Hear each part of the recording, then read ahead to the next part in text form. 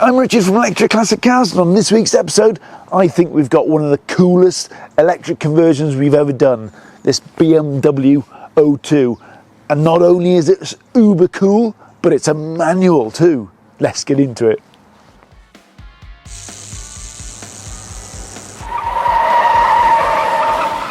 Alright, to start off with, let's do a little bit of a history lesson.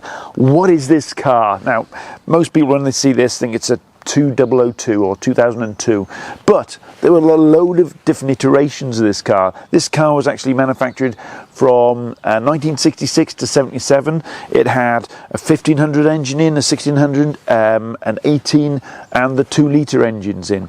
This specifically is, or was, a 1600 engine in it, so that made it a 1602.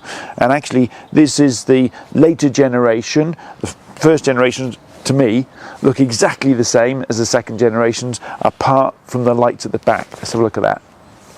So on the earlier models of the O2s, they had a round tail light here, a little bit like the Cortinas. Remember the earlier Cortinas? The C&D ones on the Mark 1 Cortina. C&D. So they had an early round one there. The later O2 models had this, you know, well, whatever shape that is, but they had a reverse light. I don't think the round ones had a reverse light. As I say, it's a badge for the 1602 right there.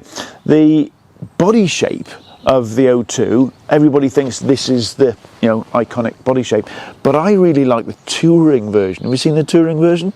No, it's like a what's that different version. It comes down there. And talking about different roofs as well, there was also a Targa roof. I think it was called a Bauer top or something. BMW really? aficionados, down in the comments, help me out. I've probably got loads of things wrong here.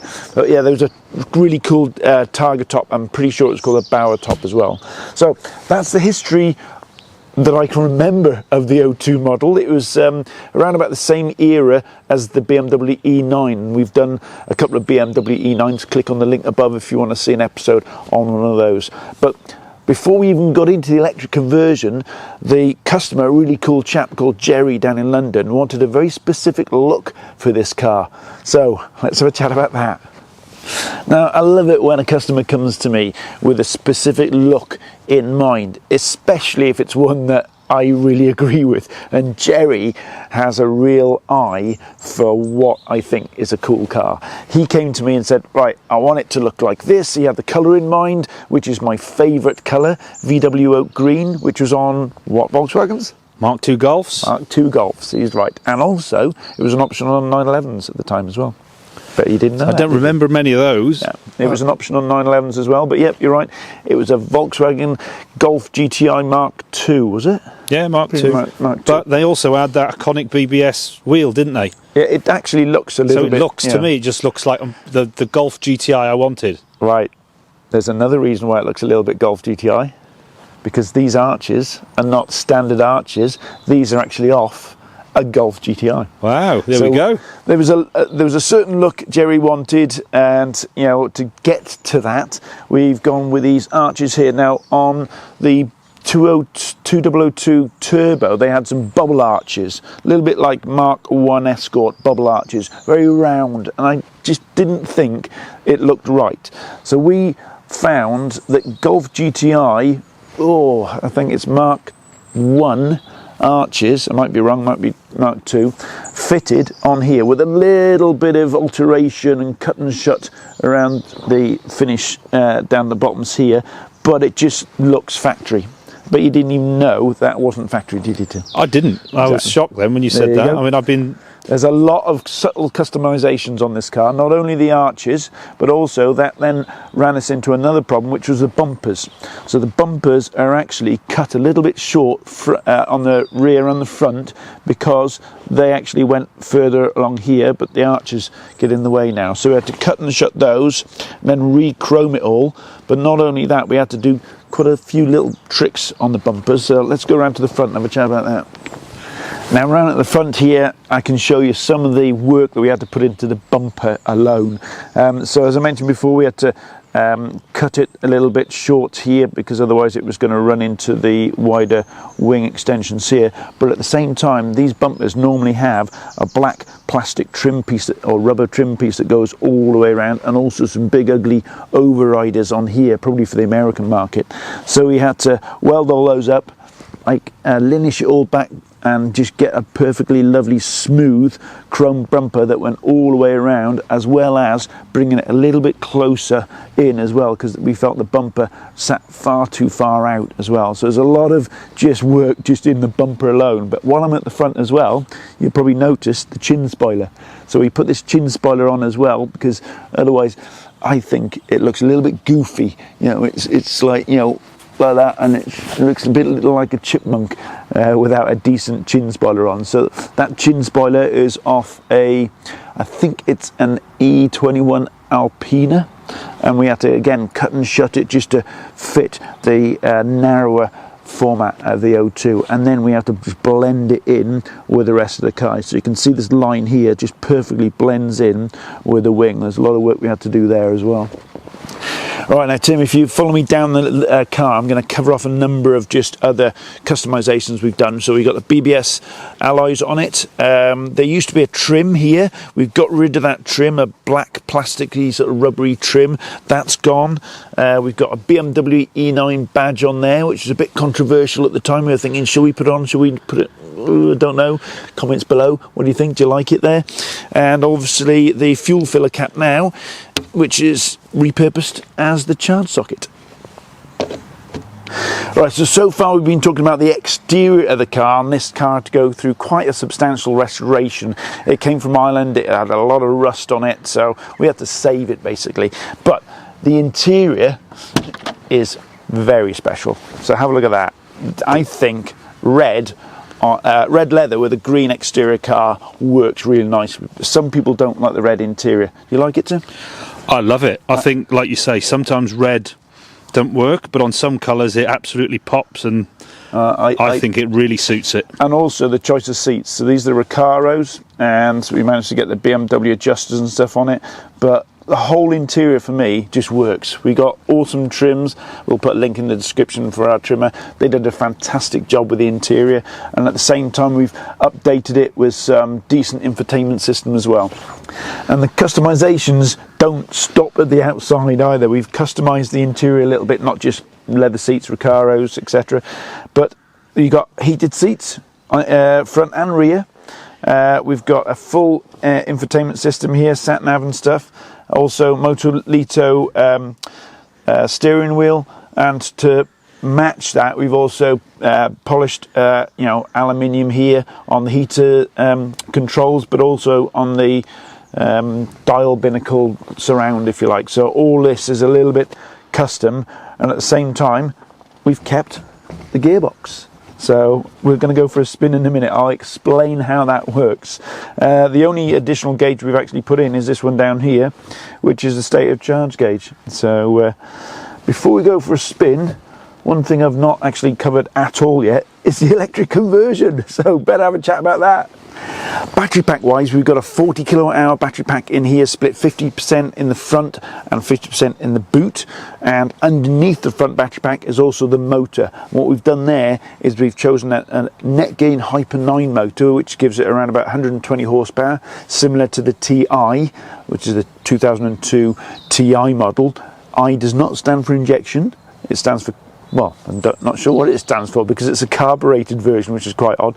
The injection version was the TII. I have no idea. And another little fact, it was the injection version of the TII they also used on the turbo version of the 2002. Anyway, back to the conversion. The reason why we chose the Hyper 9 motor is because it had the same power as the TI engine, and also a similar rev range, which meant that we could keep the gearbox, because Jerry wanted a good manual feel to the car, didn't want to take or detract too much away from the classic car feel, and having that gearbox and changing gears with a rev range similar to the engine was how we managed it. The other half of the battery pack was in the boot, but I don't think it detracts too much away from the boot space. I mean, the boot space was quite big in the O2, but there it is there, and underneath here we've still got quite a bit of luggage space in that area as well. So it's a decent sized boot still in this car, which is important because Jerry only has one car, this is it, and he uses it on a regular basis down in London, so it needs to be practical.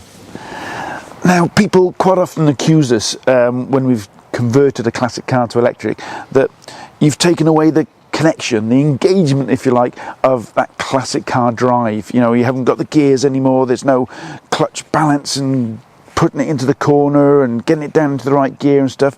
But that's exactly what we've kept with this. We've got the same rev range, if you like, as the original engine. We've got the gearbox, we've got the clutch, we've upgraded the suspension and the brakes. The handling is 50-50. This is a beautifully poised BMW, just with a different noise engine at the front, and obviously no pollution coming out the back. But I think the proof is in the pudding. It's time for me, Tim, to put away the camera, get the GoPros on, and go for a spin. We better get going, it's sunny. I know, I'm only boiling. last 10 minutes. I've got my ski jacket on. What's going on?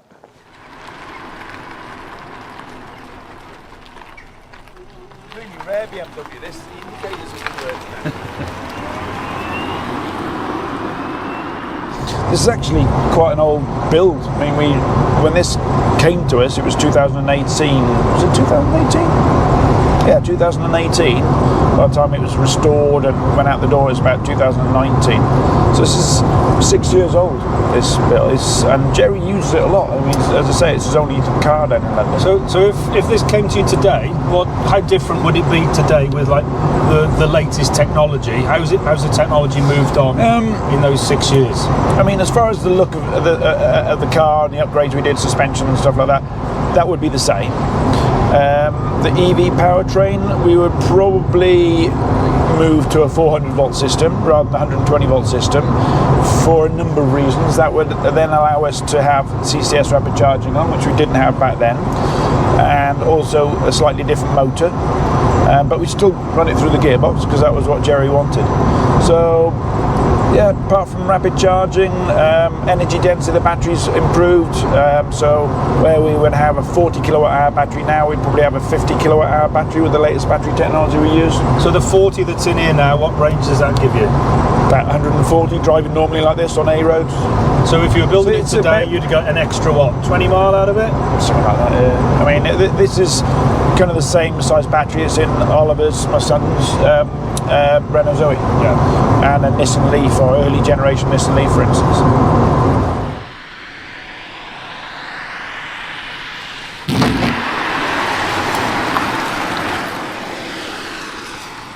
So as well as the gears, it's also kept the manual steering, so there's no power steering at all in this, and that's a good thing because you can really feel the suspension getting loaded up as I'm going around those like S's there. Handles really well, doesn't it? It's like it's on rails, like most BMWs, but this is just a joy to drive. Yeah. And it's a comfortable ride, it's not jarring, is it? Yeah. Suspension's spot on. I forgot what the upgrades were that we did on the suspension, but we put a lot of thought into making sure that the springs and dampers were tuned correctly for the new weight distribution, because the weight distribution had changed, but you can definitely feel it going around these corners now. And if I go into this here again, as we got the top up to a little bit of, even when it goes up and over like that, it doesn't get loose. Right, so let's cover off firstly the elephant in the room, which is how gears and a gearbox works with an electric motor, because it's a bit of an odd concept. I mean, most EVs out there just have one gear. Like a Tesla has a 9.73 to 1 gear reduction on a Model S, just, you know, no gears whatsoever. Direct drive. The Taycan, interestingly enough, has 2 gears. Did you know that? No, I didn't. Yeah. So that has a 2-gear gearbox. You wouldn't know it. You would hardly even notice when it changes gear. But what we've done on this is we've attached the net gain Hyper 9 motor onto the original gearbox, which still has a clutch. And because we've chosen a motor which has a similar sort of like rev range, after about 6,000 RPM, the torque really drops off a cliff, which is fairly similar to an engine. It means that, you know, once the motor gets up to about 6,000 RPM in, say, second gear, you're naturally wanting to change to third gear to keep the momentum going. And that's the trick when you're matching a motor to a gearbox, is make sure the motor, if you're going to have a manual on it, the motor has the same rev range as the original engine. So now we are sitting static. And you're still going to use the clutch, so you've still got 3 pedals, you're going to use the clutch exactly the same as you would in when you are going. The only difference is when you're static like we are now, you don't have to ride the clutch to start. Correct, because the motor's not spinning. Whereas an engine would be spinning now. RPM of like, I don't know, 1800 RPM, whatever a tick over is. So now I could actually put it in gear if I wanted to, because the motor's not spinning. But just a force of habit, I'm going to dip the clutch, put it in first, and then clutch control, and just off you go in first. There we go. Just run out of revs into second. Away you go. Run out of revs into third. Away you go. So it's actually really similar feel to an engine. Exactly the same. It pretty much, yeah. I mean, you got a lot more low down torque, and the noise is still there, but it's different. So because you've got a lot more torque, you'd get away with leaving it in a higher gear than you would in a petrol car.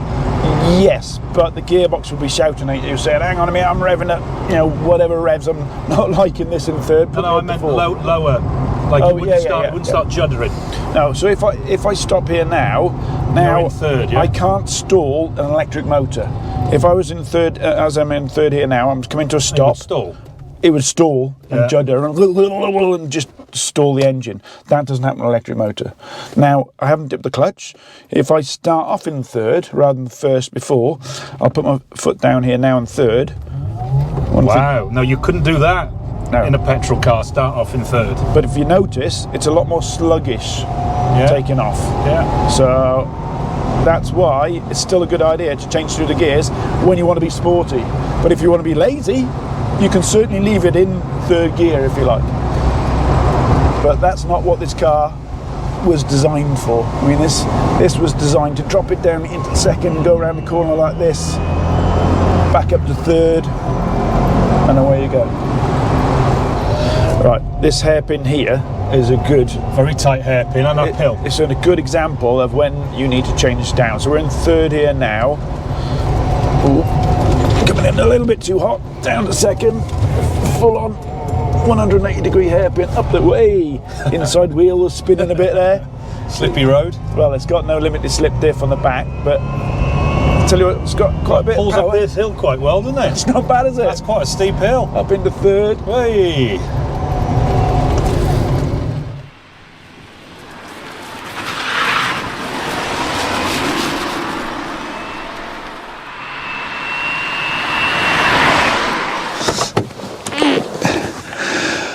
I tell you what, we can't get better views than this, can we? These are the cracking, isn't it? This is where Top Gear and people like that come to film, and this is on our doorstep. Unbelievable. But it's the ideal roads and settings for a manual, good handling electric car as well. That's what I think. I think this is pretty much nailed it as far as having something that is practical. And talking about practical, Tim said before, the best thing about this car, what did he say? I can get in and out of it. It's easy to get in and out, but it is. It's practical. You got a big boot, you got back seats, you got really comfortable front seats, and easy to get in and out, as old man Tim has already pointed out. But for me, we haven't lost the engagement that an old classic BMW gives you when you're driving it. It's still got the same rev range. You've still got the 4 gears. There's no 5 gears in this one, by the way. Handling is great. Brakes are good. I mean, it's just still a BMW. The only difference is the engine noise is different. There's still noise. It's just not the... What noise does a 4-cylinder engine make? Brum brum. Is that your best effort? That's right, yeah. It's just replaced with more of a 21st century sort of like whizzing, whirring noise. So you still get to feel where you are in the rev range. So I think we've nailed it as far as it looks like that. And it looks like that, exactly. That is such a pretty car, isn't it? It is. But I love cars that look good, but also handle good so that you can enjoy them and have them as a practical car. And that's what Jerry's been doing with this car for the past 6 or 7 years. He's been using this as his only vehicle in London. It's a shame he doesn't live in areas like this, but he's coming up on Friday to pick it up, so he's going to really enjoy that drive back. But question to you down there in the comments, what do you think? Should there be more electric manual cars out there? Should we do more manual EV conversions? Down in the comments. Look forward to reading them. On that note, I hope you enjoyed this episode, and we'll see you on the next one.